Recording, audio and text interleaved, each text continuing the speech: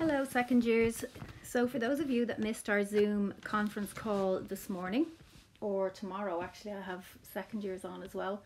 If you missed it, I'm just going to go through the key points that we covered in relation to your CBA 1 geography booklet. So I gave you all a photocopy of this booklet before we left school, and it's copied on green paper, so I call it the green booklet. Okay, now I don't want anyone writing in the green booklet until I say so. I need to find out if we're going to be back in school on the 20th of April or not. If we're back in school, we'll fill it in together in classroom. Okay, if we're not back in school, I'll let you know when to fill out your green booklet. You must be doing a draft copy in your geography softback copy in the meantime. Okay, so this is what the booklet looks like, as you know, and I allowed you to fill in this first page with your name, class, and my name there as well. Really important that you read back through the important information on page 2. So you're selecting something that was in the news in the last 12 months, and it can be anything. Pretty much everything is to do with geography, guys. Okay, economic geography is to do with money and jobs.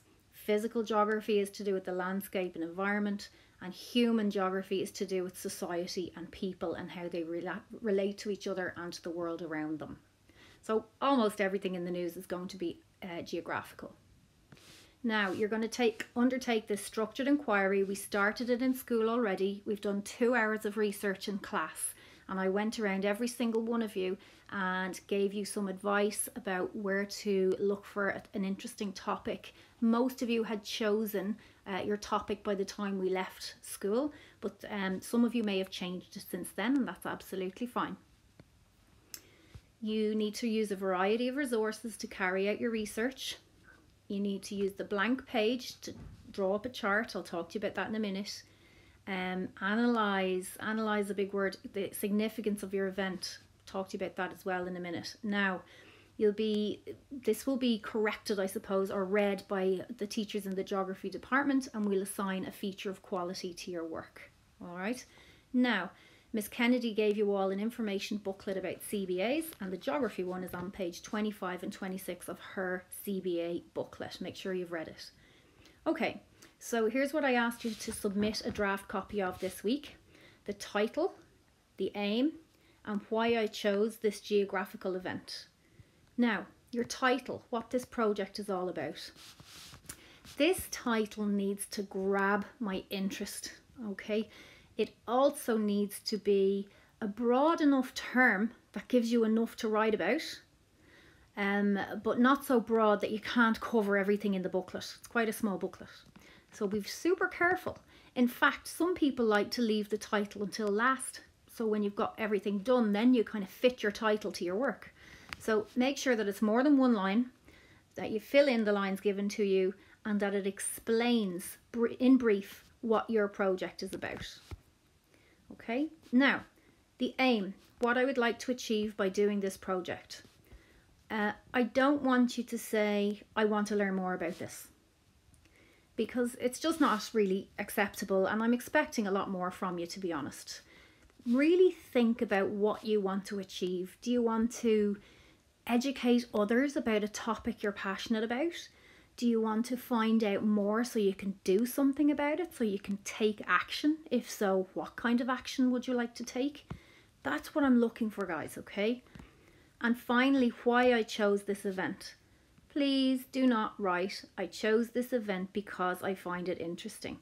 That is not meeting my expectations, okay? You need to say really why. Think about in depth why you picked this topic. Don't say it was because you found loads of information online about it.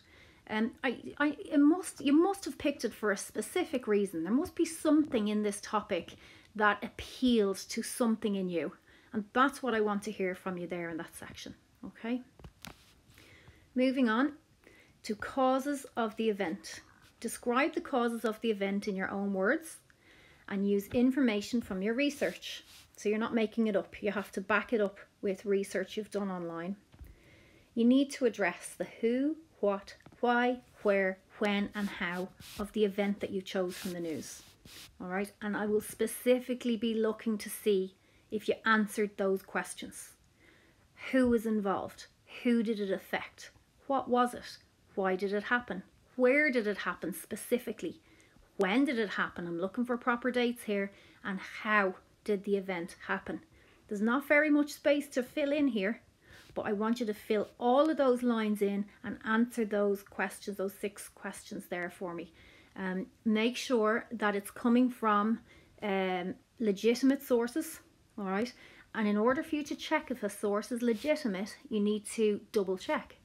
So if you go online and you find information on Wikipedia, and then you go online to bbc.com, the news, and you see that it's different information, you're going to have to do further research until you find out the true information, okay? So next page then is consequences of the event. And I want you to describe the effects of your event. Now fill in the page here, and you have to use these 3 headings. So you need to write these 3 headings down on this page. Social impacts are to do with society and groups of people. Economic impacts are to do with the economy. So the economy is to do with money and jobs. And then the physical impacts are to do with the environment or the landscape.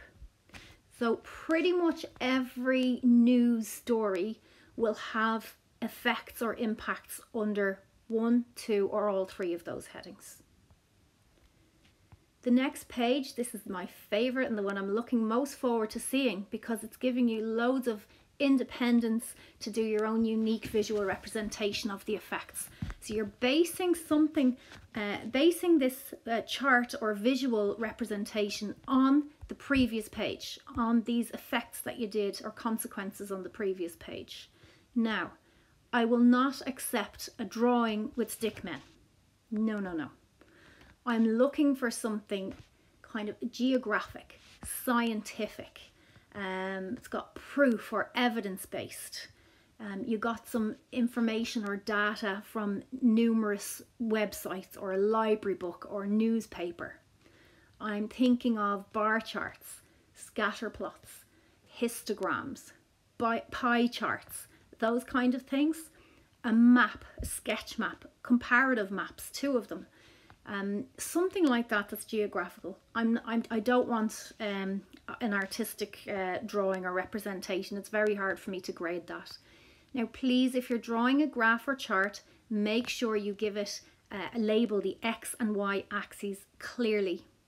And for everybody, no matter what you draw on this page, I need a specific, detailed heading explaining what your visual representation is about.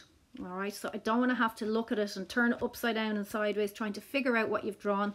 I want it written in words at the top of the box to explain what the representation of the effects of your news event are or is.